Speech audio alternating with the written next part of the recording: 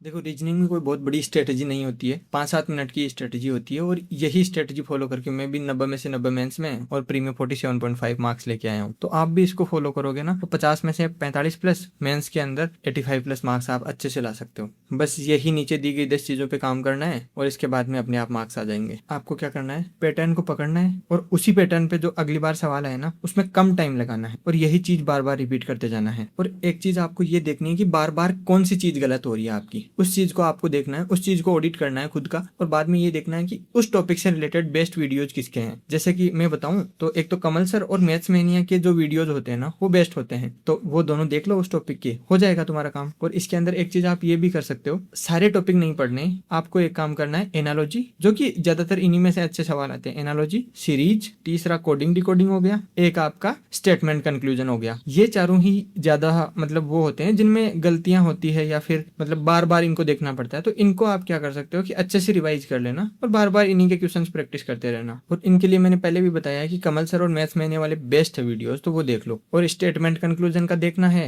तो एक विकास ताया करके एक यूट्यूब चैनल है, उस पर डाल रखा है, वो देख लेना, वो भी अच्छा है। और वीडियोस देखो ना तो प्रियोरिटी पे वही 3-4 टॉपिक जो इंपॉर्टेंट होते हैं ना उन्हीं को रखना है। Analogy, series, coding decoding, missing number, इन्हीं को बार बार देखना है। और रीजनिंग में आपको ये गलती नहीं करनी है कि किसी भी सवाल पे आप अटक रहे हो ना तो 10-15 सेकंड बाद में आपको लग रहा है कि यार टाइम लगेगा तो स्किप कर देना है और बाद में वापस आके कर लेना है। एक चीज ये भी ध्यान रखनी है कि आपको ना मतलब जब जब आप टेस्ट दो ऐसे करना है कि अपनी नोटबुक बना लेनी है और उसमें मिसिंग नंबर और ये जो मैंने टॉपिक बताए ना जो अच्छे वाले टॉपिक है उनके खुद के क्वेश्चंस लिख लेने हैं जो कि बार बार आते हैं और गलत हो जाते हैं। हमेशा एक सेक्शन टेस्ट देना है, उस सेक्शन टेस्ट को अच्छे से देना है और उसमें एक भी सवाल गलत हुआ है ना तो उसको अच्छे से देखना है कि क्यों हुआ है, क्या सोच रहा था मैं उस टाइम पे और किस वजह से हुआ है। और आपको 15 मिनट का टारगेट ही नहीं लेके चलना, आपको कोशिश करनी है कि 12 मिनट के अंदर अंदर हो। जब आप पीवाईक्यू सेक्शन टेस्ट दो ना तो उनमें भी जो अच्छे क्वेश्चंस आते हैं ना जो आपके गलत हो रहे हैं या फिर कोई नई टाइप है, नया पैटर्न है, तो उसको आपको उस नोटबुक में लिख लेना है। और मॉक के एनालिसिस में तो आपको इतना सा करना है कि जो मॉक के अंदर जो गलत हुआ है उसको अच्छे से एनालिसिस करके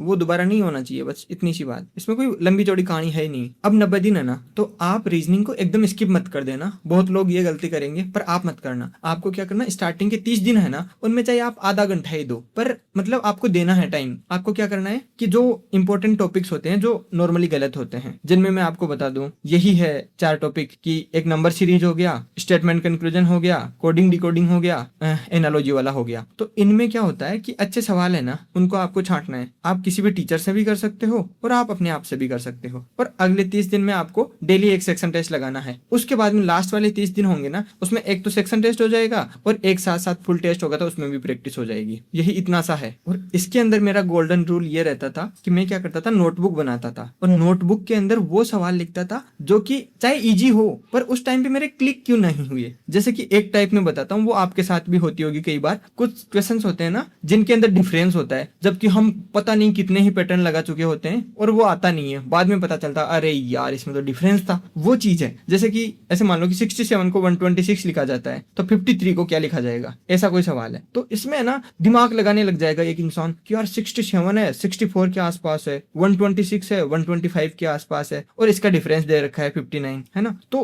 53 है तो उसका 112 हो जाएगा। तो कहने का मतलब ये है कि उस टाइम पे दिमाग नहीं चलता। तो ऐसे क्वेश्चंस को आप अलग से लिख लेना ताकि आपके दिमाग में रहे कि ये वाला पैटर्न मेरा बार बार गलत होता है तो ये कम से कम गलत ना हो। और वीडियो के लास्ट में मैं यही कहूंगा, आप में से कोई भी ऐसा हो ना जो मेंटल हेल्थ से जूझ रहा है या फिर परेशानी में है, कमेंट सेक्शन आपके लिए हमेशा खुला है। कोई भी इंसान मेंटल हेल्थ से परेशान है ना कमेंट कर सकता है। और किसी को ऐसे लगता है ना कि चीजें पर्सनल है वो कमेंट नहीं कर सकता तो मेरी ईमेल आईडी है ना वो इसके अबाउट सेक्शन में डिस्क्रिप्शन में दे रखी है, तो वहां जाके मेरे को मेल कर सकता है। और दूसरी चीज, आप ये चीज भी मुझे बताना कि एआई से रिलेटेड वीडियोज बनाए जाएं क्या, जिसपे मैं ये बताऊंगा कि क्योंकि मैंने काफी सारी रिसर्च करी है इन दिनों एआई पर, तो मैं ये बताऊंगा कि एआई से अपन कैसे स्टडी को इफेक्टिव बना सकते हैं, किन चीजों में एआई को ऐड कर सकते हैं, क्योंकि आने वाले टाइम पे एआई बढ़ रहा है ये तो आपको भी पता है। तो वो चीज आप बताना मुझे। और इस सीरीज का आने वाला नेक्स्ट वीडियो है वो है 75 डेज का रोड मैप। तो ये वीडियो भी आपको देखना है तो चैनल को सब्सक्राइब कर लो,